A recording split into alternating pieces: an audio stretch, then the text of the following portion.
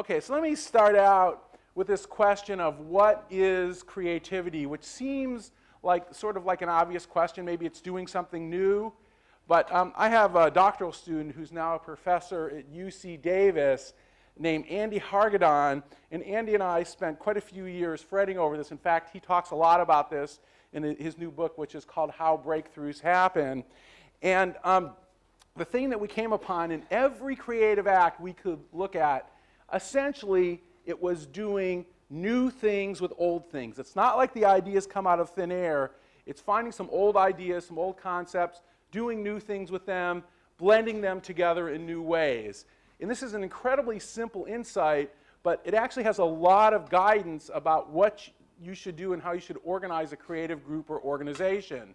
And we'll get into that in more detail as we go along. And let me give you two extreme examples, sort of in terms of levels of complexity, to illustrate this point. The first one is the way that Play-Doh was invented. So I looked into the invention of Play-Doh for my book, Weird Ideas That Work. And what we discovered was Play-Doh was invented, or at least made, by a guy named Joe McVicker, who had a plant. It was a plant in central Ohio that made white goo for removing soot from wallpaper. Maybe some of the professors in this room are old enough to remember there was a point where much of the heat in the United States switched from being coal-based heating, which was sort of dirty and smudging, to gas and electric. So the problem was that the smudge was going down and this market was shrinking. And the problem Joe McVicker had is, what did he do with this goo that was being made from his plant, this white goo?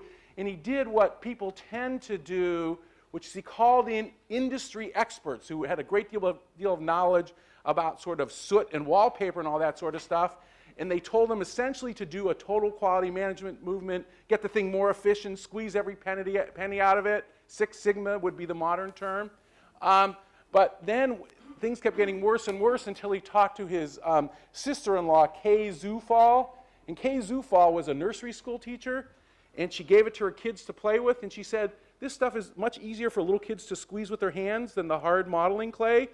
And she suggested coloring it and calling it Play-Doh, and the rest is history. He sold the plant to Kenner for millions of dollars some years later.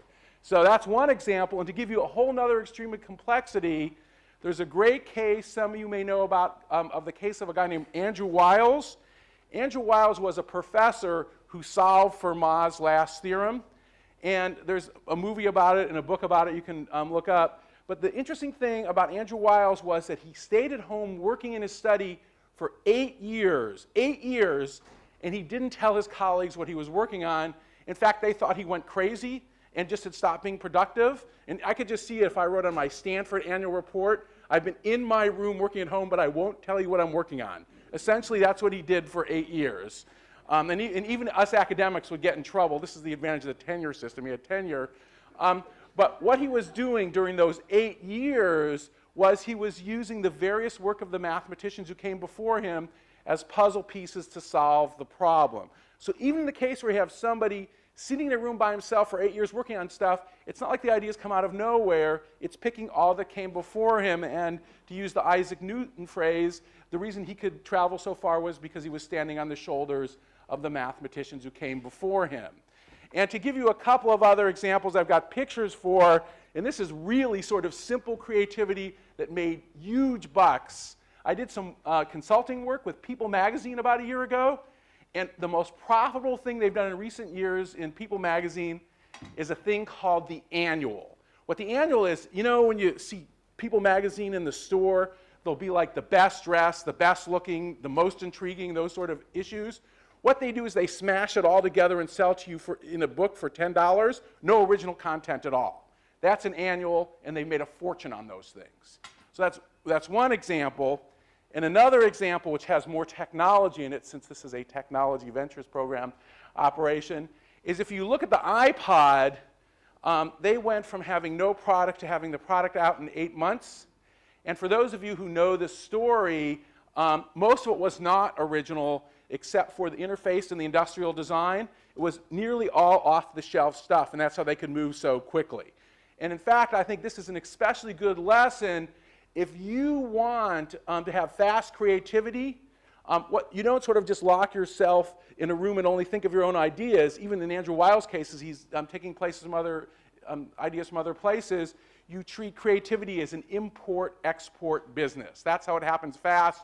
And that's also the reason why, and I think that's one of the things that happens with ETL, perhaps accidentally or on purpose.